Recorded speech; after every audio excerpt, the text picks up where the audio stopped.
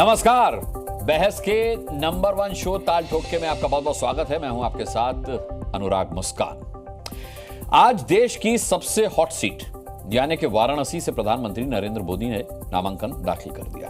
अपने नामांकन के जरिए प्रधानमंत्री नरेंद्र मोदी ने एक साथ कई मोर्चे साधे हैं, कई संदेश दिए हैं। एक तरफ उन्होंने अपने 4 प्रस्तावकों के जरिए यह दिखाने की कोशिश की है कि वो कैसे देश के सामाजिक ताने बाने का सम्मान करते हैं, उनको साथ लेकर चलते हैं। इससे पहले उन्होंने आज मां गंगा की आरती की और फिर काशी के कोतवाल काल भैरव के दर्शन करके आशीर्वाद लिया।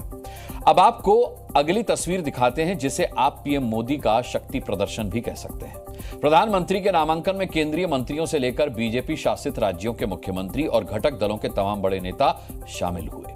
गठबंधन के नेताओं ने भी एक सुर में आवाज बुलंद की कि अब की बार 400 भी पार। 400 पार की हुंकार उठी तो उसी अंदाज में पलटवार भी हुआ। विपक्ष के नेताओं ने मोदी को 400 पार पर घेरा। अखिलेश यादव ने कहा कि मोदी 140 पर निपट जाएंगे, तो प्रमोद तिवारी ने 150 सीटों की भविष्यवाणी कर दी।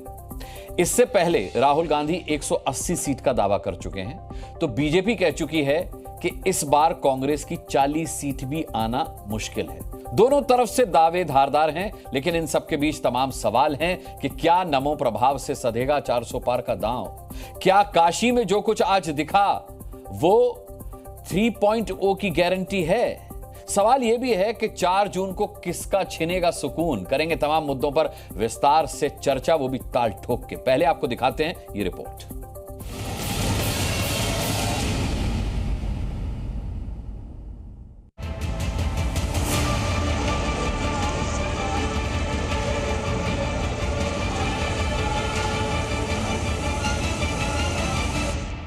दो 2014, 2019 सब रिकॉर्ड इस बार टूटेंगे और 400 पार ये आंकड़ा जाएगा। आपने नारा दिया था ना 400 पार, आज आप 150 नहीं पार कर रहे।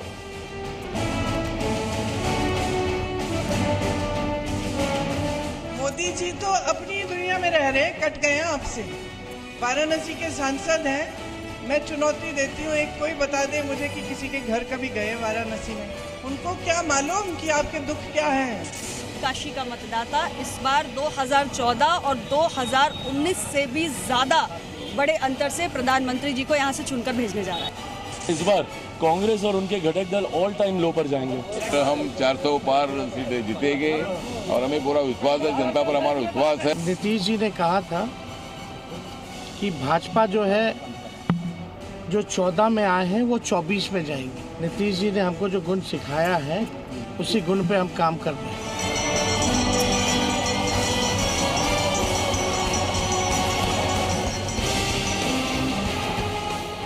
जनता का आशीर्वाद साथ है तो 400 तो आखिर में छोटा नंबर ना साबित हो।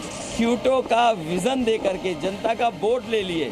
140 करोड़ जनता भारतीय जनता पार्टी के गैंग को 140 सीटों पर रोक दी।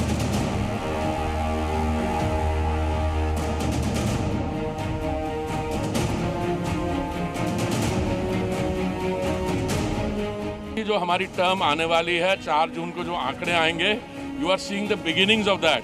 जो एक चेहरे पर एक नकाब है वो धीरे धीरे वो हट रहा है। तो हमको पता है वो जीतेंगे, लेकिन अब की बार 400 पार है।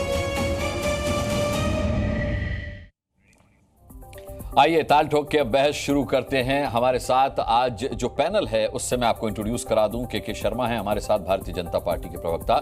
हमारे साथ कांग्रेस के प्रवक्ता अनिल यादव मौजूद हैं। राजीव रंजन हमारे साथ होंगे जेडीयू से। घनश्याम तिवारी हमारे साथ होंगे समाजवादी पार्टी से। इसके अलावा किशोर तिवारी शिवसेना उद्धव से हमारे साथ मौजूद हैं।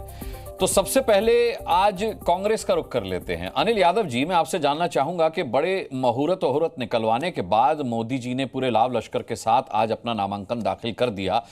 कांग्रेस का कहां मुहूर्त बिगड़ा हुआ है? राहुल गांधी भी तो जनेऊधारी हैं, उन्होंने कभी मुहूर्त नहीं निकलवाया, तो बिना मुहूर्त के हो जाएगा क्या शुभ कार्य इस बार? अनुराग जी, सबसे पहले तो आपको और आपके दर्शकों को मेरा नमस्कार।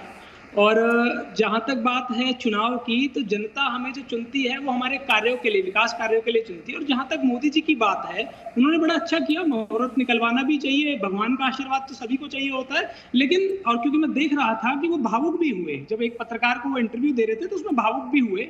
तो मैं ये जानना चाहता हूँ कि वो जो आंसू थे ये किसके लिए आंसू थे? क्या ये उस बीएचयू की बेटी के लिए आंसू थे जिसका बलात्कार भारतीय जनता पार्टी के नेताओं ने किया और 60 दिन तक उस बच्ची की एफआईआर तक नहीं लिखी गई? क्या ये आंसू मां गंगा के लिए थे, जो मैली से ज्यादा और भी बदतर हो गई है स्थिति और 20,000 करोड़ सरकारी पैसा खर्च हो चुका है, लेकिन जो 55 स्ट्रेचेस होते थे, पॉल्यूटेड स्ट्रेचेस होते थे गंगा रिवर के, वो आज 61 हो गए हैं। जो पानी में बैक्टीरिया है वो 40 टाइम्स ज्यादा बढ़ गया, ज्यादा खतरनाक हो गया है। और जो गांव प्रधानमंत्री जी ने जो गांव लिए हैं उनके हालातों पर भावुक हो रहे थे, क्योंकि जहां तक डोमरी की बात है तो वहां पर उस गांव में एक भी पक्का रास्ता नहीं है। आप मानिए जयपुरा में एक भी, जो ये जल से नल की स्कीम की बात करते हैं ना, एक भी नलका तक नहीं लगाया उस स्कीम के तहत। और तो ये तमाम तरह की बातें हैं। जहां तक बात है हम लोगों की, तो हम लोग तो जनता के मुद्दों को लेकर जनता के बीच में जा रहे हैं, सबसे बड़ी बात। और ये बात भारतीय जनता के मुद्दे तो 2014 में भी थे कांग्रेस के पास, 2019 में भी थे सर। जी 10 सेकेंड आप मुझे समय दे दीजिए। देखिए, आज सबसे बड़ा सवाल है संविधान को बचाने का। भारतीय जनता पार्टी के लोग कहते फिर रहे हैं कि 400 पार सीटें दे दो, संविधान बदल देंगे, आरक्षण खत्म कर देंगे। इसी के कारण आज उत्तर प्रदेश की अगर जहां तक बात करूं तो इनके नेता किसी पिछड़े दलित आदिवासी के गांव में घुस तक नहीं पा रहे हैं। इनके प्रत्याशियों के साथ देख रहे हैं आप क्या हो रहा है, और बौखलाहट इनके साफ नजर आ रही है। आपने देखा होगा रायबरेली में अमित शाह जी की रैली पर किस तरीके से एक पत्रकार की पिटाई कर दी गई। वो सिर्फ अपना काम कर रहा था, जैसे आप अपना काम कर रहे हैं वो भी ऐसा ही काम कर रहा था। अब इस काम के लिए यदि के शर्मा जी आपको कोई अपशब्द कहते हैं तो कितना खराब लगेगा, बताइए ना। और भारतीय जनता पार्टी के लोग ग्राउंड पर पत्रकारों को पिटाई कर रहे हैं। ऐसा ही मैंने कन्नौज का सांसद देखा, वो कहते हैं, वोटर्स को कह रहे हैं कि मैं जमीन में खोद के गाड़ दूंगा। रवि किशन तो यहां तक आ गए कि हमारे राष्ट्रीय अध्यक्ष को, खड़गे साहब को कहते हैं कि ये बुढ़ा गए हैं। बताइए, एक दलित के बेटे का इस तरीके से अपमान किया जाना ठीक है क्या? दलित समाज नहीं देख रहा है क्या? पिछड़े लोग नहीं देख रहे हैं कि आपके 90 में से सिर्फ आप 3 ओबीसी के अधिकारी, पर समाज का हर वर्ग आज मोदी के प्रस्तावकों के रूप में शामिल था, ये भी देखा होगा आपने अनिल यादव जी। देखिए, यही अंतर है। ये जो ढकोसला बना रखा है ना कि दिखाने के लिए तो आप पिछड़े दलितों को ले आते हैं साथ में। आप तो राष्ट्रपति जी को, मुर्मू जी को राष्ट्रपति बना दिया, लेकिन जब राम मंदिर का उद्घाटन हुआ तो उन्हें नहीं ले गए। जब पार्लियामेंट की बिल्डिंग का उद्घाटन हुआ तो उन्हें नहीं बुलाया। तो ऐसे पिछड़ों और दलितों और आदिवासियों का ऐसे साथ लेने से क्या फायदा जब आप अधिकार नहीं दे सकते। आज राहुल गांधी कह तो रहे कि 50% आरक्षण की बात की लिमिट जो है उसे बढ़ाने का काम करें। के शर्मा जी बड़े भाई हैं, ये कह दे कि भाई भारतीय जनता पार्टी भी जो 50% की जो पिछड़े दलित आदिवासी की लिमिट है उसको बढ़ाने का काम करे, तो मैं मान जाऊंगा कि इनकी नियत में। आपके उठाए सवालों पर के शर्मा स्टडी कर रहे हैं, लगातार उनकी नजरें नीची हैं और कागजों में वो लगे हुए हैं। के शर्मा जी बहुत गंभीर आरोप और गंभीर सवाल पूछ रहे हैं। सबसे पहला तो सवाल यही है अनिल यादव जी का कि भावुक क्यों हो गए प्रधानमंत्री? बीएचयू के बेटी के लिए भावुक हुए, प्रदूषित गंगा के लिए भावुक हुए, या फिर जयापुरा के लिए भावुक हुए? देखिए अनुराग जी, मैं इतना ही कह सकता हूं, कांग्रेस के प्रवक्ता जो है पूरी जलेबी बनाने में लगे हैं, विषय से बहुत बाहर थे वो। लेकिन जहां तक इन्होंने कहा कि हम जो विकास का काम करते हैं उसमें हमें वोट मिलता है। अब विकास का काम इन्होंने क्या किया कि इनको देश की जनता ने प्रतिपक्ष का दल बनने तक का इनको इतना भी सीट जीतने नहीं दिया, न 2014 में न 19 में। ये देश के प्रतिपक्ष के दल भी नहीं बन पाए, मुख्य विपक्षी दल का भी दर्जा नहीं मिला। तो जनता ने इनके विकास को अच्छे से समझा है, इसलिए इस तरह की इनको जो है हैसियत भी बताई है, स्थान भी दिया है। रही बात दूसरा आपने भावुकता की कही, मैं उस प्रसंग पे नहीं जाना चाहता। उनकी माताजी को लेकर एक प्रश्न हुआ था कि जिस पे उन्हें से पूछा गया था कि इस पहला चुनाव होगा जब आपकी माताजी का आशीर्वाद आप नहीं ले पाएंगे, उसमें वो भावुक हुए थे। अब मैं उस प्रसंग में नहीं जाना चाहता, उनका बड़ा निजी सा प्रसंग है, लेकिन कांग्रेस इसको क्या समझेगी? कांग्रेस के नेता तो उनकी कब्र खोदने की बात करते हैं, गड्ढे में गाड़ देने की बात करते हैं, नारा लगाते हैं मोदी तेरी कब्र खुदेगी। तो जो लोग इस तरह का नारा लगाते हैं वो किसी सेंटिमेंट को क्या समझ सकते हैं, और सेंटिमेंट है भी क्या? तो इसलिए मैं उस पर ज़्यादा नहीं बोलूँगा। अभी मैंने सुना कि मीडिया को ये कर दिया। अनुराग जी, आपको पता है आपका चैनल भी बाइकआउट है, आपके कुछ जो है एंकर्स बाइकआउट हुए। ये वो पार्टी है जो अभी 6 महीना पहले 8 महीना पहले चुनाव से पहले सारे गठबंधन जो मिलके इन्होंने लिस्ट निकाला पत्रकारों का और उनको बाइकाट कर दिया कि इनके साथ हम जो है डिबेट नहीं करेंगे। इतनी भी हिम्मत नहीं जुटा पा रहे हैं सभी को एंकरों का सामना कर सके। आए दिन जो आ रहे हैं उनका भी स्वागत है, जो नहीं आ रहे हैं उनका भी आप मीडिया का बाइक नहीं, लेकिन अनुराग जी मैं इतना समझता हूं कि इतना यदि लोकतंत्र का चौथा स्तंभ है और आप यदि चैनलों को, मीडिया के एंकरों को का बहिष्कार कर रहे हैं, वो भी लिस्ट निकाल के घोषित कर रहे हैं कि हम इनका बाइकाट करते हैं, तो इससे समझ सकते हैं कि ये लोकतंत्र का कितना वो करते हैं। अभी इन्होंने कहा कि संविधान की बचाव की यात्रा कर रहे हैं। संविधान कैसे बचा रहे हैं? अभी ये कह रहे हैं कि हम पे कह रहे हैं संविधान बदल देंगे, अपना खुद ही कह रहे हैं कि हम धर्म के आधार पे आरक्षण देंगे, जो संविधान सभा में भी आवाज तो बीजेपी की तरफ से पूर्वजों ने तय किया। 400 पार के मुद्दे पर ये आवाज संविधान की तो बीजेपी की तरफ से उठी थी ना सर? नहीं, बिल्कुल गलत है, बिल्कुल गलत है। और 2 बार हमारे को पूर्ण बहुमत की सरकार रही है हमारी, और हम आज तक किसी तरह का संविधान संशोधन की स्थिति नहीं आई। और संविधान संशोधन यदि इस देश के अंदर किसी ने किया तो कांग्रेस पार्टी ने किया। इमरजेंसी के समय उनकी मूल भावना, प्रस्तावना पे जो है उन्होंने संशोधन किया। ये काम और किसी ने नहीं किया। लोकतंत्र इमरजेंसी के समय इसी संविधान के हथकड़ी लगा दी। लोकतंत्र का गला घोटा है तो कांग्रेस ने घोटा। ये इनका कुकर्म है, पाप है। इसी के बाद से आप देखिए इनकी किस तरह से आज तक फिर पूर्ण बहुमत की सरकार बनी नहीं। 84 में एक सरकार बनी थी, वो एक सहानुभूति की लहर पे बनी, उसके बाद आज तक ये पूर्ण बहुमत की सरकार नहीं बना पाए। देश की जनता को पता है कि कौन संविधान की गला घोट रहा है। लेकिन मैं इतना ही अनुराग जी कहूंगा, ये बड़ी बड़ी बातें करने की क्या जरूरत है। ये तो छोटा छाप भविष्यवाणी है, लेकिन अभी ही देखने को मिल रहा है कि किसी की तो राजनीतिक कमर टूट गई है। वो बेचारे कमर में पट्टा बांध के आरजेडी के एक नेता, युवा नेता घूम रहे हैं। 35 साल की उम्र में कमर की हड्डी, यानी वो कह रहे हैं, सॉरी, राजनीतिक कमर की हड्डी टूट गई है उनकी, राजनीतिक रूप से। बेचारे पट्टे बांध के हर उसमें प्रदर्शन दिखा रहे हैं, ये देखिए मैं कमर दर्द में भी घूम रहा हूं। मुझे लगता है कि किसी के दर्द और किसी की तकलीफ का मजाक नहीं उड़ाया जाना चाहिए के शर्मा जी। ना, ऐसा है सर, ऐसा है, इत्तेफाक नहीं रखता। सहानुभूति की सुन लीजिए, मैं नहीं, आप इत्तेफाक अनुराग जी न रखे, लेकिन ये सुन लीजिए सर, मेरी बात पूरी होने दीजिए, मेरा टाइम जा रहा है। लेकिन मुझे पता है ममता बनर्जी की भी सहानुभूति की लहर हमने देखी थी। आपके दर्द व्यक्तिगत सबको होते हैं, हम लोग भी, मैं भी 8 दिन से बनारस में घूम रहा हूँ, यहीं हूँ जी, तो स्वाभाविक है कि हमें भी बड़ी सी वो परेशानियां रहती होंगी। लेकिन ये प्रदर्शन की चीजें नहीं होती हैं, इससे सहानुभूति बटोर रहे हैं क्या आप? और ये कोशिश है क्या? और दूसरी तरफ एक यहाँ समाजवादी भी बैठे हुए हैं, ठीक है, बेचारे उनको जो है लब जिहाद से बढ़ते बढ़ते वो बोर्ड जिहाद की दुनिया में पहुंच गए। अब वो बोर्ड जिहाद की मांग कर रहे हैं, तो इनकी स्थिति ये बनी हुई है। तो आप इससे समझ, और एक तो आश्चर्य है मुझे, 5-4 यानी अभी तक जो है 1.5 महीने से ज्यादा चुनाव के बीत गए। चलिए के जी, ये मैं घनश्याम तिवारी जी से इसका जवाब ले लेता हूं। ये कांग्रेस मिलके यानी इनके आज मिलके 2 रैली हो रही है। आधे से ज्यादा चुनाव गुजर गया है, 2 रैली ये दोनों मिलके कर पाए, दोनों नेता मिलके। और आज हमारा नामांकन आपने देखा प्रधानमंत्री जी का, और एक नामांकन राहुल गांधी का देखा, एक अखिलेश यादव का। न राहुल गांधी के नामांकन में अखिलेश यादव थे, न राहुल गांधी नामांकन में, इनके अखिलेश यादव के नामांकन में कोई कांग्रेसी था। तो ये कैसा गठबंधन है, इस पे भी हंसी सकते हैं। घनश्याम तिवारी जी, ये कैसा गठबंधन है? वोट जिहाद का भी आप पर आरोप लगा रहे हैं, कह रहे हैं गठबंधन है लेकिन साथ में नजर नहीं आते। अंतर भी मेरे को बहुत दिखाई दे रहा है। राहुल गांधी कह रहे हैं कि 180 से ज्यादा सीटें नहीं आएंगी, अखिलेश यादव कह रहे हैं 140 करोड़ की जनता 140 सीटों से ज्यादा नहीं देगी। 40 सीटों का अंतर बहुत होता है, इतना मतभेद तो नहीं होना चाहिए। नमस्कार अनुराग जी, आपको, दर्शकों को और को पैनलिस्ट को। सर्वप्रथम मैं आदरणीय सुशील मोदी जी को अपनी श्रद्धांजलि देना चाहता हूं। बिहार के बहुत ही परिपक्व नेता थे जिन्होंने बिहार के लिए बहुत काम किया, और उनके आशीर्वाद से मैंने राजनीति में कदम रखा था। इसी तरीके से घाटकोपर में जो हादसा हुआ जिसमें भारतीय जनता पार्टी का भ्रष्टाचार सामने आ रहा है, उसके लिए भी जो उस हादसे से जिन लोगों ने जान गंवाई है उनके परिवार को श्रद्धांजलि देता हूँ।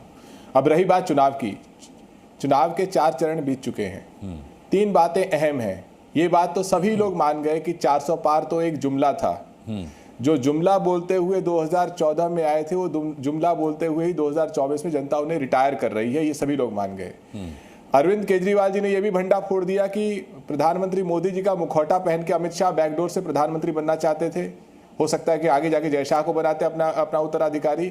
तो उस स्कीम का भी भंडाफोड़ भारतीय जनता पार्टी का हो गया। योगी आदित्यनाथ जी को भी पता चल गया कि उनकी कुर्सी जाने वाली है। ये तो सब कपोल डगमगा रही भारतीय जनता पार्टी। इसका आधार क्या है? इसका घनश्याम जी आधार क्या है?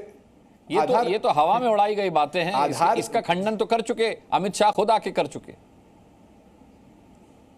भाई अमित शाह जी का खंडन करना ही सबसे बड़ा आधार है। अमित शाह जी ने जिस चीज का खंडन किया है वो चीज आगे जाकर के भारतीय जनता पार्टी के नीति का हिस्सा बना। ये 75 की उम्र वाला जो बयान है, अमित शाह जी का ही बयान था। आज उत्तर प्रदेश में और देश में हर बच्चा जानता है। कल तक आप इसे मोदी का बताते थे, कल तक आप कहते थे कि मोदी जी ने नियम बनाया था, अब आप कह रहे हैं अमित शाह का बयान है। पहले ये तय करें कि किसका बयान है, किसका नियम है। भाई हमने तो वीडियो देखा है, हमने तो मीडिया के माध्यम से अमित शाह जी का अनडॉक्टर वीडियो देखा है इसके ऊपर, तो उसका खंडन कैसे करेंगे? रही बात, इसीलिए आपने देखा कि मीडिया से बात करते समय आजकल अमित शाह जी को गुस्सा आ जाता है, किसी रिपोर्टर को पिटवा देते हैं बहुत बुरी तरीके से। वो छोड़िए, रही बात उत्तर प्रदेश और देश का हर परिवार, हर बच्चा जानता है कि भारतीय जनता पार्टी ने 400 पार का जो नारा दिया था वो नारा नहीं था, धमकी था। जैसे बेटी बचाओ का नारा नहीं था, धमकी था। उसके माध्यम से संविधान बदल करके ये जो दलित है, अल्पसंख्यक है, पिछड़े हैं, महिलाएं हैं, इनका अधिकार खत्म करना चाहते थे। जैसे इन्होंने युवाओं का रोजगार का अधिकार खत्म किया है, किसानों का MSP का अधिकार खत्म किया है, जनगणना नहीं कराई है। तो देश में जो अमन चैन से विकास करने का जो कारवां था, जो भारतीय जनता पार्टी ने इसकी गर्दन मरोड़ दी और चंदा लो धंधा लो का व्यापार खोल दिया। 13,000 करोड़ चंदा जमा किया, लगभग 80,000 करोड़ अपने कार्यालयों में और अन्य जगहों पे खर्च किया। जो मीडिया के हवाले से रिपोर्ट आ रही है, 80,000 करोड़ छोटी रकम नहीं है। तो जनता ये चंदा लो धंधा लो मॉडल को खत्म करना चाहती है। वो चाहती है सरकार बने, रोजगार दे, सरकार बने, MSP दे, सरकार बने तो दानवों से लड़े, ब्रजभूषण शरण सिंह और प्रज्वल रेवन्ना का सुरक्षा कवच न बने।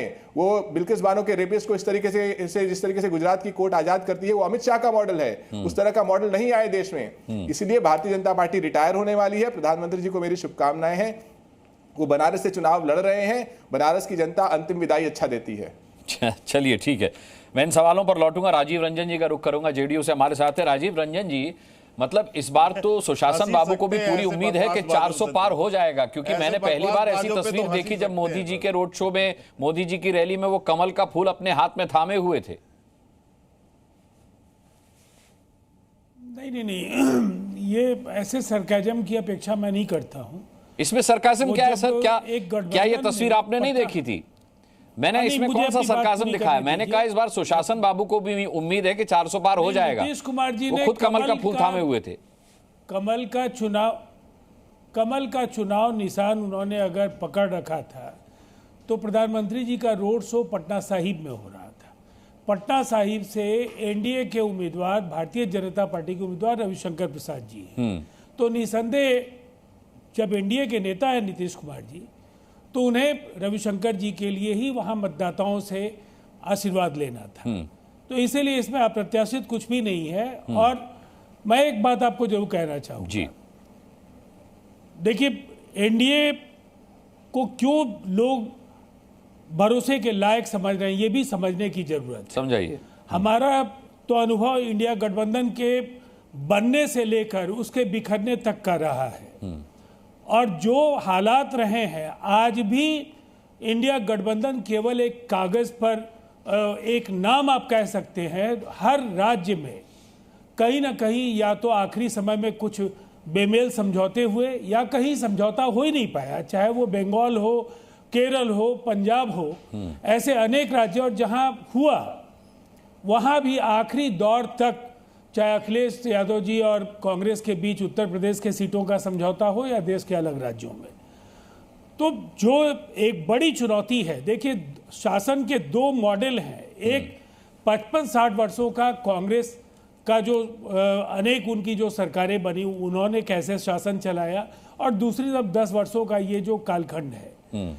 ये जो दो मॉडल है, जनता ये मानती है कि जो कुछ इन 10 वर्षों में हुआ वो 65 वर्षों में कांग्रेस क्यों नहीं कर पाई जी। और ये भरोसा का सवाल है। लोगों को इसीलिए यकीन है कि नरेंद्र मोदी जी को अगर तीसरी पारी में देंगे नहीं, लेकिन अगर आपको NDA की इतनी ही उपयोगिता आज आप बता रहे हैं, इतनी ही देश के लिए आपको NDA की जरूरत लग रही है, तो एक सवाल यहां बनता है कि नीतीश बाबू फिर इतने दिन क्यों उठे रहे NDA से? उसका जवाब उन्होंने दे दिया अनुराग जी, और शायद आप लंबे समय के बाद आपके साथ मैं शो कर रहा हूँ जी। आपके पहले अनेक एंकर्स को मैंने इसका जवाब दे दिया है, मुझे भी दे और एक दीजिए। जवाब को बार बार दोहराने का कोई औचित्य नहीं है। हाँ। इसलिए कि आपका समय काफी कीमती है और देश का समय भी बहुत कीमती है। देखिए, अलायंसेस पर सवाल खड़े करना आपका अधिकार है और मैं उस अधिकार को चुनौती नहीं दूंगा, लेकिन मैं एक बात कहूंगा कि किस तरह का अलायंस यहाँ समाजवादी पार्टी और कांग्रेस के बीच इन वर्षों में हुआ है, ये भी आप पूछ सकते हैं उनसे कि कभी मिलकर लड़े, कभी एक दूसरे के खिलाफ लड़े। यहाँ शिवसेना भी इस पैनल में है। शिवसेना को कुछ कई बार बीजेपी के साथ मिलकर लड़ना पड़ा, आज वो दूसरे मोर्चे में शामिल है। तो फिर जनता दल यूनाइटेड के साथ ये सवाल केवल खड़ा करना ये उचित नहीं होगा। ये पूरा चुनाव मुद्दों पर लड़ा जा रहा है, जो कामयाबियां हैं 10 वर्षों की, जिन्होंने इस देश में मील का पत्थर रचने का काम किया, और दूसरी तरफ बिखरा हुआ विपक्ष है, एक हताश जो विपक्ष है। नहीं, बिखरा हुआ विपक्ष हो सकता है, लेकिन मुद्दे इस बार विपक्ष ही तय कर रहा है। ये नहीं मानते आप राजीव रंजन जी? मुद्दे इस बार विपक्ष ही तय कर रहा है। नहीं, देखिए मैं एक बात आपको कहूंगा, लोग जब भी बेरोजगारी, मैं हर विमर्श में सुनता हूं बेरोजगारी और महंगाई। बेरोजगारी और महंगाई निसंदेह पूरे दुनिया में ये बड़े सवाल हैं। इन सवालों पर दो अलायंसेस, दोनों की विश्वसनीयता भी जनता पहचानेगी कि भाई आपने 50-55 वर्षों में क्या किया और इन 10 वर्षों में क्या हुआ, इन 10 वर्षों में दुनिया के हालात क्या है, उसमें हिंदुस्तान ने क्या कुछ बेहतर किया। और मैं समझता हूं हम लोग जो सोचते हैं उससे ज्यादा जनता समझती है। इसीलिए इन सवालों पर कोई नैरेटिव गढ़ पाने में अपोजिशन को कामयाबी नहीं मिल पाई। जनता इस बात को कहे, ये हालात नहीं हुए। नेता बोलते हैं, नेता बोलते रहेंगे, लेकिन जनता को क्यों यकीन है ये आप देख रहे हैं। प्रधानमंत्री जी के नॉमिनेशन में हमारे यहाँ रोड शो हुआ, देश भर में जो रैलियां हुई, एनडीए के बाकी कॉन्स्टिट्यूएंट के लीडर्स के जो बड़े कार्यक्रम हो रहे हैं। दूसरा क्या है, ये बड़ा सवाल है कि अलायंस जमीन पर केवल वो बातों से नहीं दिखना चाहिए। एक साझा रैली का सवाल के शर्मा जी ने भी कहा, जो कुछ भी जमीन पर कार्यकर्ताओं के बीच जो संवादहीनता की स्थिति है इंडिया ब्लॉक के नेताओं में, ठीक है, वो एक भारी संकट। मैं लौटूंगा आपके पास। किशोर तिवारी मेरे साथ शिवसेना उद्धव से हैं। किशोर तिवारी जी, कुल मिलाकर के एनडीए ये मानने को तैयार नहीं कि इस बार मुद्दे विपक्ष तय कर रहा है। उनका कहना है कि इंडिया गठबंधन बिखरा हुआ है और आपस में ही उनमें सरफुटअव्वल है, आपस में ही वो एक मत नहीं, आपस में ही वो एक मंच पर एक साथ नजर नहीं आते, और ये मोदी की जीत की सबसे बड़ी गारंटी है। अनुराग जी, पहली बार आपसे मैं यहाँ पर डिस्कशन कर रहा हूँ जी इस कार्यक्रम में, और आज मोदी जी ने अपना नामांकन भरा, मेरी उनको शुभकामना। और उसी तरीके से सुशील मोदी जी को मेरी श्रद्धांजलि। अब मैं बात करता हूँ कि महाराष्ट्र में महाविकास आघाड़ी यानी सबसे पहले जो विपक्ष की एकता का प्रयोग हुआ था महाराष्ट्र में हुआ। आज उद्धव जी ठाकरे यह महाविकास आघाड़ी के उम्मीदवारों के लिए प्रचार कर रहे हैं, जिसमें एनसीपी शरद पवार वाली और कांग्रेस के उम्मीदवारों का कर रहे हैं। और ऐसा कुछ नहीं है, मैं बता रहा हूं, शरद पवार जी ने सारे उम्मीदवारों का प्रचार किया और उद्धव जी ने किया, और कांग्रेस भी कर रही है। अभी तो ऐसा है कि बंबई में एक रैली होने वाली है जिसमें सारे इंडिया गठबंधन के लोग आएंगे। अरविंद केजरीवाल है, दीदी है, और ये प्रयोग तो महागठबंधन में हो चुका है ना सर, इससे पहले भी तो हो चुका है, ये प्रयोग कोई नया थोड़ा ही है। नहीं, इस वक्त मुद्दे जनता ने तय की। मोदी जी के 4 चरण होने के बाद अभी मैं महाराष्ट्र में कहता हूं कि इनका सुपड़ा साफ होने को जा रहा है, ये जनता तय कर रही। जनता पूछ रही है कि कपास को दाम क्यों नहीं मिला, अनेक कृषि उपज को दाम क्यों नहीं मिला, ये सिलेंडर जो है इतना महंगा क्यों, ऊपर से जीएसटी इतनी क्यों कृषि उपज पर, ये सब चीजें लोग पूछ रही है। और लोगों ने अपना मन बना लिया है कि मोदी जी को 10 साल दिए थे, अब मोदी जी को बदलना चाहिए। अब ये जो नैरेटिव के शर्मा वगैरह करते हैं, ये चल नहीं रहा है। ये फिट में जो चल रहा है वो क्या चल रहा है, 1 लाख रुपया साल का बेरोजगारों के लिए पहले नौकरी, महालक्ष्मी बोल के बेरोजगार को पहला रोजगार, महालक्ष्मी बोल के प्रत्येक महिला को 8,500 रुपया महीना, MSP की गारंटी, 25 लाख रुपया फ्री एजुकेशन, अपना फ्री स्वास्थ्य सुविधा के लिए, ये सब चीजें चल रही है। और घटना बदलने जा रही है। संविधान बदलने से SC ST के अधिकार और आरक्षण जा रहा है, ये बात ठीक है। मैंने छोटे छोटे कस्बों में सुनी। यानी क्या है कि ये इस पर कितना भी खुलासा कर ले, लेकिन यह 400 पार का मुद्दा के शर्मा आपको बहुत महंगा पड़ रहा है। कोई कहता क्यों नहीं कि आप ठीक है, मैं इसका जवाब के शर्मा जी से भी लूंगा।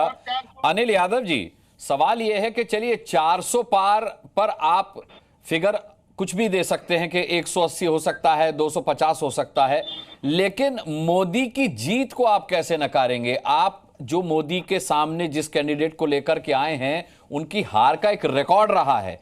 5 लाख से ज्यादा मतों से वो मोदी से हारे हैं।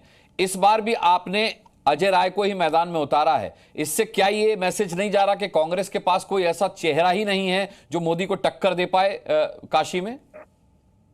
अनुराग जी, सबसे पहले तो मैं के शर्मा जी की बात का जवाब दूंगा, फिर आपकी बात पर आऊंगा। आपने एक इंडिया गठबंधन के पिछड़े समाज के नेता की बात करी, उसकी कमर में, उनकी पीठ में दर्द है, तो किस तरीके से उसकी बीमारी का भी मजाक उड़ाया। पिछड़े समाज के नेताओं का या उनके युवकों मैंने आपत्ति दर्ज करा दी, उस पर आप आगे बढ़ सकते हैं। आपका बहुत धन्यवाद, आपका बहुत धन्यवाद। लेकिन भारतीय जनता पार्टी का जो असली चेहरा है वो उजागर हो गया। योगी आदित्यनाथ जी ने कैसे उत्तर प्रदेश में अखिलेश यादव जो पूर्व मुख्यमंत्री थे, उनका घर गंगा जल से साफ कराया था। तो ये तो पिछड़ों के प्रति इनकी भावना है। मुझे देखकर, मैं पिछड़े समाज से आता हूं, के शर्मा जी मन ही मन कूद रहे होंगे कि कैसे पिछड़े समाज का लड़का है, मुझसे सवाल पूछ रहा है। तो ये इनका चेहरा तो आपने उजागर किया। दूसरा, जहां तक बात है हार जीत की, देखिए राजनीति में लोकतंत्र की ये खूबसूरती है कि कभी कोई जीतता है, कभी कोई हारता है। अटल बिहारी वाजपेयी देश के प्रधानमंत्री रहे, कई बार हारे लखनऊ के बाद फिर वो ग्वालियर चले गए, दूसरी जगह से चुनाव लड़े। तो लोकतंत्र में ये चलता रहता है, कौन नहीं हारे, इंदिरा जी भी हारी हैं। लेकिन आज सवाल ये है कि ये जो 400 पार का जो नारा है, इसकी ये फुस क्यों हो गया? फुस इसलिए हो गया क्योंकि जब से कांग्रेस का न्याय पत्र आया है, नौजवान कांग्रेस के साथ हो चला है। आप बताइए, राहुल गांधी जब बात करते हैं कि 30 लाख सरकारी नौकरी देंगे, आप समझते हैं एक सरकारी नौकरी का मतलब? नहीं, वो मैं समझ गया। मैं चाहता हूं आप अजय राय पे जवाब दें। देखिए बीजेपी ये भी कह सकती है। नहीं सुनिए, मैं अजय राय के मुकाबले पे बात कर रहा हूं, आप समझें उस चीज को। अनिल यादव जी, भारतीय जनता पार्टी ये भी कह सकती है कि भाई उन्होंने एबीवीपी से अपने करियर की शुरुआत की, राजनीतिक करियर की शुरुआत उनकी भारतीय जनता पार्टी से हुई, तो हमारा लड़का ही काम आ रहा है हमारे। अब काम किसके आ रहा है? आना चाहिए कांग्रेस के, क्योंकि वो आपके टिकट पर चुनाव लड़ रहे हैं, मोदी को सीधे सीधे ललकार रहे हैं। लेकिन सवाल ये कि उनका रिकॉर्ड हार का है, हार जीत लगी रहती है, लेकिन यहां तो हार लगी हुई है। अगर इस क्राइटेरिया को लिया जाए तो रायबरेली में जो इनके प्रत्याशी हैं दिनेश प्रताप, वो तो कांग्रेस के रहे हैं। और अगर इस क्राइटेरिया को लिया जाए तो सिर्फ के शर्मा को छोड़ के पूरी की पूरी भारतीय जनता पार्टी में कांग्रेस ही कांग्रेस नजर आएगी। आप मध्य प्रदेश से लेके महाराष्ट्र से लेके आप मुझे राज्य बताइए ना, सब जगह तो जहां मतलब आप खुद मान रहे हैं कि पूरी की पूरी कांग्रेस बीजेपी में है? आप खुद मान रहे हैं इस चीज को? नहीं भाई, देखिए जो लोग इन्हें देखिए, क्योंकि इनकी सत्ता है, जिन लोगों को ये सत्ता के बल से, ईडी सीबीआई के पैसे धनबल के डर से डरा पाए, वो लोग इनके साथ हो चले। और इन्होंने कोई कसर नहीं छोड़ी। इन्होंने तो ये भी साबित कर दिया कि इनकी कोई आइडियोलॉजी नहीं है। तो जब डरने का इतना बड़ा इतिहास रहा है आपकी पार्टी में, तो फिर मुकाबला कैसे करेंगे और जीत हासिल कैसे होगी? सवाल ये भी तो है। देखिए, हमेशा राजनीति में नए चेहरे आते हैं, लोकतंत्र में हमेशा कोई। वही तो मैं कह रहा हूं, अजय राय पुराना चेहरा क्यों? अजय राय पुराना चेहरा क्यों, नए चेहरा क्यों नहीं? नहीं, अजय राय तो पुराना चेहरा है, पार्टी के प्रदेश अध्यक्ष हैं और निश्चित तौर से इस बार जीतने वाले हैं। और उसके कारण है ना, मैंने बताया मोदी जी ने किस तरीके के काम बनारस में किए। बताइए, गंगा जल तक पे जीएसटी लगा दिया। जिस गंगा को अपनी मां बता रहे हैं, उस पर जीएसटी लगा रहे हैं, तो क्या बनारस की जनता नहीं देख रही है? आप बताइए, जो पुराने मंदिर थे, ऐतिहासिक मंदिर थे, उनको तोड़ा गया। तो बनारस के लोग बड़े इमोशनल लोग हैं, बड़े श्रद्धावान लोग हैं। आ जाइए के शर्मा जी, और समय पर जवाब। अब जवाब चाहिए अनिल यादव की बात का, उनके सवालों का। गंगा जल पर टैक्स जवाब दूं? न इनका प्रश्नों पर, न इनके प्रश्न का सिर है न पैर है। मैं क्या जवाब दूं? बेचारे कहीं से कहीं कुछ भी बोल रहे हैं। सुन लो भैया, सुन लो। सुन लो भैया, बीच में नहीं बोलते हैं अनिल जी। मैं गलत नहीं हूं तो आप भी शायद सपा से ही कांग्रेस में आए हैं, आप भी एक आध दो घाट का पानी पिए हुए हैं, मुझे पता है यदि मैं गलत नहीं हूं तो ये घाट घाट का पानी पीने वालों से मुझे कोई बहुत ज़्यादा वो नहीं है, इनकी वैचारिक से दूसरे की विचारधारा न समझाइए, अपनी विचारधारा का पहले समझ रखिए। नहीं, हमारी दूसरी बात आपने कहा कि जो लोग दबाव में छोड़ के जा रहे हैं, भारतीय जनता पार्टी में चलिए मैं अपनी बात बोल रहा हूँ भैया, बीच में नहीं, ये अच्छा नहीं है अनिल जी, अच्छा नहीं। रही बात आपने कहा, मुझे पता है कि राहुल गांधी कांग्रेस मुक्त करके ही जाने वाले हैं, ये कांग्रेस से केवल गांधी खानदान रह जाएगा और दो चार चाटुकार, इसके अलावा कांग्रेस में कोई बचने वाला नहीं है। और सारे जिम्मेदार लोग तो निकल भी गए, 4 नाम भी आप उंगली में नहीं गिना पाओगे अपने, कि आप कौन से नेता बचे हैं। वही नेता बचे हैं जो राज्यसभा में बैठे हैं। लोकसभा की हालत तो आपकी है कि जिसको टिकट भी दे रहे हैं ना, वो भी छोड़ के भाग रहा है। उड़ीसा के अंदर देख लीजिए, गुजरात में देख लीजिए, रोहन गुप्ता को आपने दिया, वो भी छोड़ दिए। उड़ीसा में आपने देखा ही कई लोग ऐसे ही बाहर हो गए। अरुणाचल के अंदर में 10 ऐसी सीटें विधानसभा की जिसमें आपके कैंडिडेट नहीं मिले आपको, निर्विरोध भारतीय जनता पार्टी वहां चुनाव जीत गई है गठबंधन की। तो आप ये समझ सकते हैं कि इनके पास तो कैंडिडेट नहीं है कि जो चुनाव लड़ सकें। ये बेचारे ढूंढ के ला के देते, सुबह टिकट देते, शाम को बेचारा अपना विदेश चल देता है। तो ऐसी हालात इस समय कांग्रेस के हैं अनुराग जी, इसलिए इसमें कुछ ज्यादा कहने की विदेश चल देता है या बीजेपी चल देता है? के शर्मा जी, मैं यही तो आरोप लगा रहे हैं ये। नहीं वो आप ईडी और सीबीआई का डर दिखा करके अपनी पार्टी में शामिल कर लेते हैं। अच्छा मुझे बताइए, राधिका खेड़ा छोड़ के गए, इनके ऊपर कौन सा ईडी सीबीआई है? रोहन गुप्ता के ऊपर कौन सी ईडी सीबीआई है? गुलाम नबी आजाद जो है हमारी पार्टी में तो नहीं आया, कांग्रेस छोड़ के गए, उनके ऊपर कौन सी ईडी सीबीआई बताएंगे ना आप? ये क्या होता है अनुराग जी कि अपनी कमियां भैया बीच में नहीं बोलते, ये बदतमीजी होती है अनिल जी, बदतमीजी होती है इस तरह बोलना। मैंने आपके बीच में नहीं बोला, आप क्यों बोल रहे हैं? सुनिए, तो मैं इसलिए कह रहा हूं अनुराग जी कि क्या है कि ये अपनी जब इनकी कमियां हैं तो वो किसके ऊपर थोपेंगे? तो दूसरे के ऊपर बहाने थोप रहे हैं। अच्छा मुझे बताइए, भारतीय जनता पार्टी का कोई बड़ा नेता छोड़ के क्यों नहीं जाता कांग्रेस में? कोई गया है क्या? तो ये स्थिति है कि इनकी ही क्यों टूट होती है। दूसरी बात, आपने एक बड़ा अच्छा प्रश्न किया जो डिबेट का, मुझे अच्छा लगा वो प्रश्न कि ये मुद्दा तय कर रहे हैं। मुद्दा क्या तय कर रहे हैं? मुद्दा इन्होंने शुरुआत जब से गठबंधन बनाई, सबसे पहले देश के सनातन धर्म को गाली बकना चालू किया। डेंगू, मलेरिया, ये सारी जो है, ये सारी कहानी इन्होंने गाई और इन्होंने कहा हमारा तो गठबंधन ही इस मुद्दे पर हुआ। और समाज सपा के नेता जो इनके थे, राष्ट्रीय महामंत्री से लेके सब, भगवान राम को गाली देते रहे, रामचरितमानस का पन्ना फाड़ के यहाँ आग लगाते रहे। और इसी तरह से जो है इनके सारे गठबंधन मिलके भगवान राम और रामचरितमानस और सनातन को गाली बकते रहे। मुद्दा ये लेके आए। फिर इन्होंने अपने घोषणा पत्र को मुस्लिम लीग का घोषणा पत्र बना दिया। ये सरिया कानून की वकालत करने लगे, देश के अंदर मुसलमानों को सरिया कानून की वकालत कर रहे हैं। ये अगला वकालत करने लगे मुस्लिम आरक्षण का, और इसमें सपा भी पीछे नहीं है। सपा तो 2012 में ही अपने घोषणा पत्र में मुसलमानों को 15% आरक्षण देने की अपने घोषणा पत्र में लिख चुके हैं ये।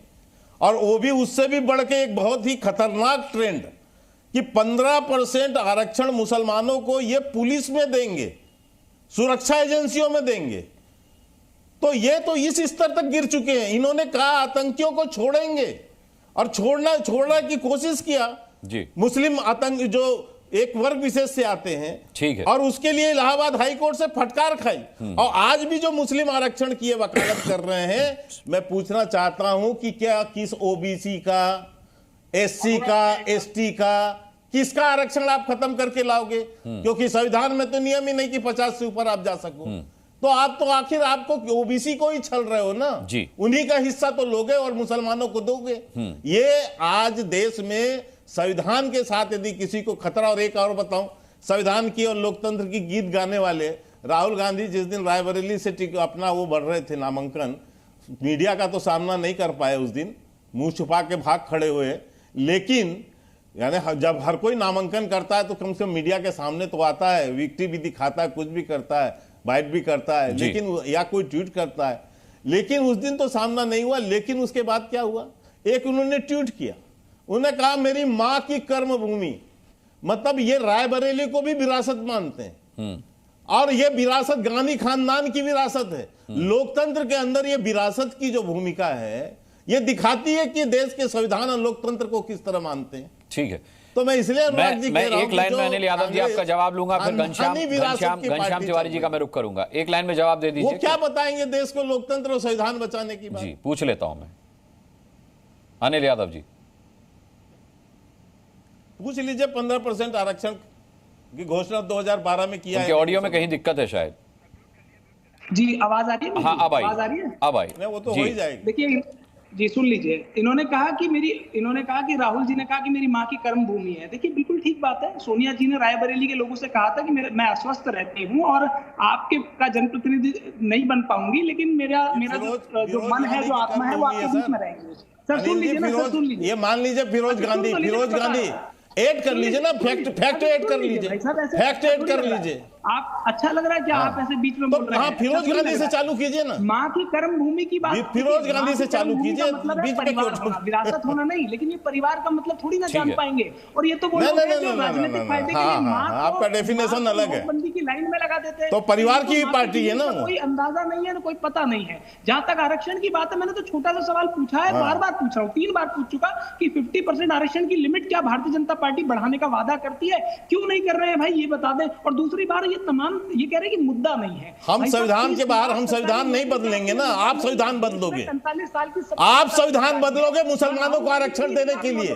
रोजगार देने की बात आप मुसलमानों को आरक्षण देने के लिए बदलोगे, ये मानो। बात कर रहे हैं वो मुद्दा नहीं है। किसानों की जो 700 किसानों की शहादत, अरे कोई भैया आप तो 1,72,000 न्याय योजना की घोषणा कर चुके हो। मुद्दा नहीं है आपके लिए। 2019 में आप घोषणा किए थे, किसने दिया आपको वोट? जो बीमा हम फ्री में दे रहे हैं और हमने करके दिखाया राजस्थान में, वो मुद्दा नहीं है आपके लिए। आपके लिए सिर्फ मुद्दा है मटन, आपके लिए तो हार कैसे गए? मछली, आपके लिए मुद्दा है हार कैसे गए? ये बात कर रहे हैं मुस्लिम लीग जैसा इन्होंने वो बना दिया। हमारे न्याय पत्र में कहीं भी मुस्लिम लीग का जिक्र नहीं है। बिल्कुल झूठ बोल रहे हैं ये भी और प्रधानमंत्री जी भी। और जब हम झूठ पकड़ लेते हैं तो प्रधानमंत्री जी रोना शुरू कर देते हैं। मैं तो कहता हूँ मुद्दे पे बात करिए। आरक्षण की बात पे ये जो कह रहे हैं, जो कर्नाटक का जो आरक्षण बात कर रहे हैं, 94 में जो दिया था वो एचडी मुद्दे से भटक रहे हैं। आज गठबंधन में इनके साथी हैं। यदि आपको इतना विरोध है तो एचडी देवगौड़ा के साथ क्यों नहीं गठबंधन तोड़ देते? लेकिन ये तो प्रज्वल चलिए ठीक है, मैं केके जी आपके पास लौटूंगा। घनश्याम तिवारी जी, नहीं मैं एक जवाब तो दे दूं। नहीं मैं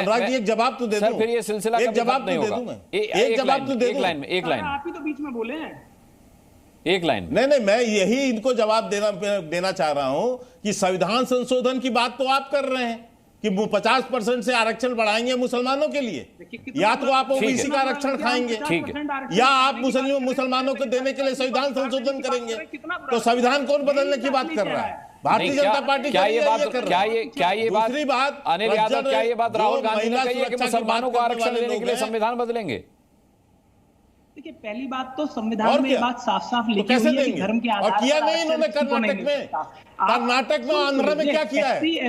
हमें कर्नाटक और आंध्र में क्या किया था ये बताइए ना। जाति की वजह से मिला हुआ कर्नाटका और उसमें क्या किया आंध्र में? होना चाहिए, इसमें क्या समस्या है? ठीक है घनश्याम तिवारी जी, आज हमने देखा, सुनिए क्या किया इन्होंने।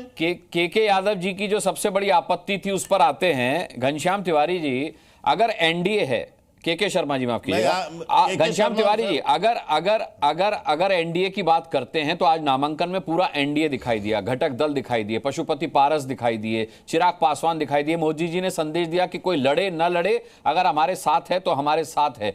और यही संगठित होकर के एक मंच पर नजर आना इंडिया गठबंधन में मिसिंग है। ये जनता भी तो देख रही है, आपको नहीं लगता? अनुरागी 3 बातें हैं। लगभग 350 सीटों का चुनाव हो चुका है और प्रधानमंत्री जी इसलिए रो रहे हैं कि वो हार चुके हैं। अब अगर आप एनडीए की बात कर रहे हैं तो यहां बैठे हुए के शर्मा जी बता दे कि एनडीए में कितने घटक दल हैं, आप ही बता दीजिए या कोई और बता दे, क्योंकि एनडीए तो रहा नहीं। ये एक नरेंद्र सरेंडर अलायंस है। एक तरफ नरेंद्र मोदी जी हैं और दूसरी तरफ जो उनके सामने सरेंडर कर चुके हैं वो लोग हैं। वरना बताइए पशुपति पारस जी को एनडीए ने क्या हैसियत दी है? या शिंदे जी, जहां घाटकोपर में इतना बड़ा हादसा हुआ, भ्रष्टाचार के आरोप उनके ऊपर लग रहे हैं, वो जाकर के वहां पर चाटुकारिता करे बनारस में, तो क्या बनारस के महाराष्ट्र के लोग इसे अच्छा मानेंगे? तो चाटुकारिता करना, सरेंडर कर लेना। यहाँ पे शिंदे जी का एक कैंडिडेट कहता है जो अभी चुनाव लड़ रहा है कहता है मेरे पास दो ऑप्शन थे, या तो जेल चले जाता या भारतीय जनता पार्टी का सहयोगी बन जाता। ये लोकसभा का 400 पार वाला उम्मीदवार है। तो क्योंकि प्रधानमंत्री जी अपने हार के डर से रो रहे हैं, क्योंकि वो बनारस में हैं, बनारस की जनता उनको धूमधाम से उनकी इस प्रधानमंत्री पद से विदाई कर रही है, इसलिए भारतीय जनता पार्टी में जब प्रधानमंत्री जी का झूठ नहीं चल रहा तो आपको क्या लगता है कि के शर्मा जी का झूठ चलेगा? जनता जानती है कि अभी जो झूठ बोल रहे थे आरक्षण के ऊपर, तेलुगु देशम पार्टी जो इनकी सहयोगी है, वो आंध्र प्रदेश के घोषणा पत्र में उन्होंने कहा है 4% मुसलमानों को आरक्षण देंगे। वहां पे प्रधानमंत्री जी उनके साथ जाके वोट मांग रहे हैं। तो जब प्रधानमंत्री जी हार क्यों रहे हैं? अनुराग जी, 100 बात की एक बात है, देश के प्रधानमंत्री 10 साल के में मीडिया में हावी रहने के बाद, 140 करोड़ के देश में 240 करोड़ अपनी तस्वीरें लगाने के बाद, हर वैक्सीन के पे अपनी के सर्टिफिकेट पे अपनी तस्वीर लगाने के बाद हार क्यों रहे हैं?